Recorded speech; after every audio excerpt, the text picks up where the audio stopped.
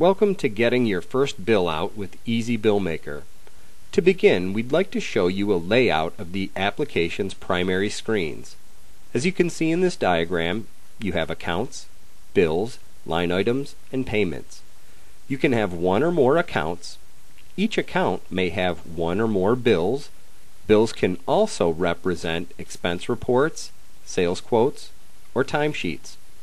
Each bill can contain one or more line items. You may also apply payments to an account as a reminder to yourself or to send statements with account balances. After we've registered EzBillMaker and select the EzBillMaker icon, we'll land on the account screen, which is the primary screen for the application. The first thing that we'll want to do is press Menu and select Setup. Setup allows us to enter our own information about our company and where we would want payments remitted to. You can also configure Setup with your default hourly rate, state sales tax. There are also settings for how you'd like bill line items to appear.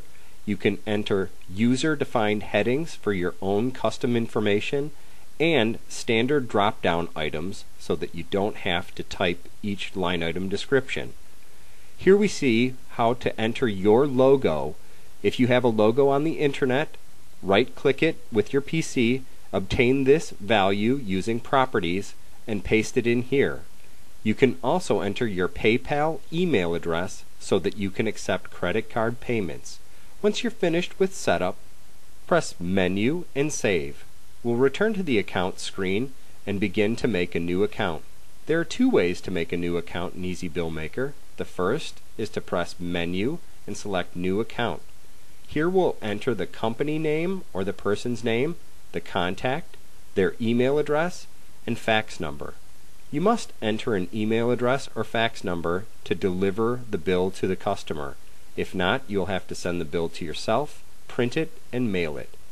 Once you've entered this information, press Menu and select Save.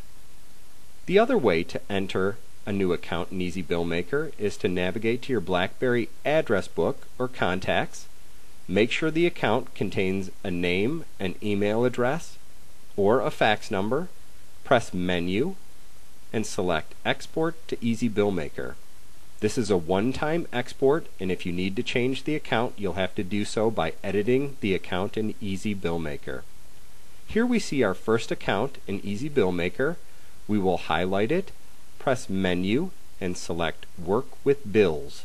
Once we select Work with Bills, we will be presented with an empty screen. We will press Menu and New Bill.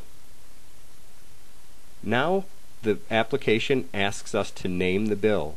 The bill is typically named for a project, a case, a matter, or a billing period.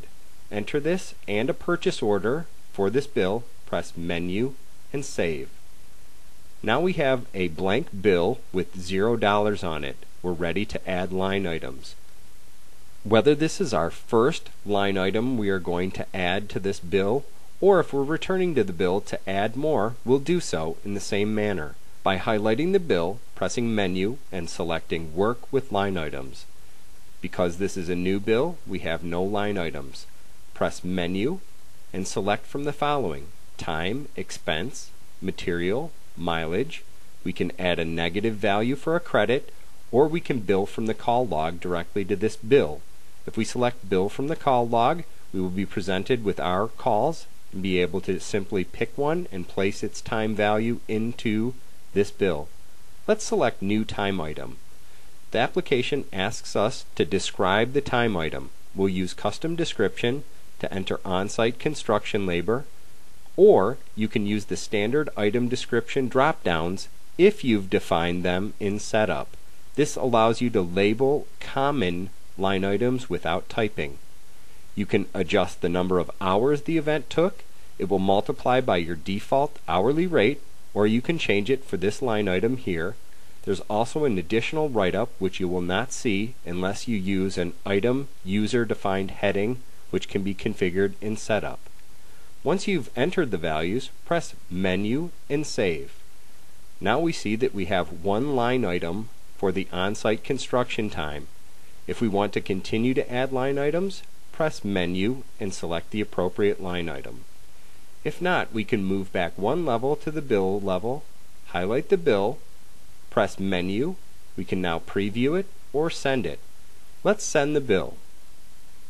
The next screen shows the options for delivering the bill. You can send it via email or fax. You can send it to the customer or backspace over the customer and simply check the CC box to send it to yourself. You can also enter a note to appear on top of the email or fax. We recommend sending the first few bills to yourself to make sure they're appropriate. Thanks for taking the time to learn about EzBillMaker. Feel free to visit our support website for more information.